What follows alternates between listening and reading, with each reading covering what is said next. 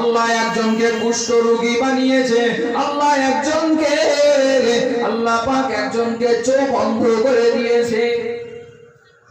ভালো করে শুনে বুঝবার ব্যাপার আছে।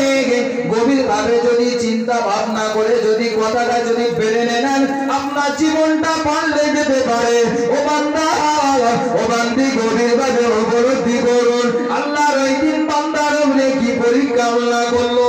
আল্লাহ পাক একটা মালাইকা ফেরেশতা পাঠিয়ে দিয়ে আল্লাহ বলে, ও আমার ফেরেশতা, আমার ওই তিন বান্দার কাছে চলে যাও, আমার ওই তিন বান্দার কাছে গিয়ে তুমি পরীক্ষা নিয়ে নাও। আমি আল্লাহ ওদেরকে দুনিয়াতে সৃষ্টি করেছি, কিন্তু আমি আল্লাহ তো পরীক্ষা নেব। আমি আল্লাহ তো এমনি এমনি তো আমি জান্নাত দেব না। আমি আল্লাহ পাক কঠিন কঠিন পরীক্ষা নেব। ও বান্দা বান্দি, পরীক্ষায় যদি উত্তীর্ণ যদি হতে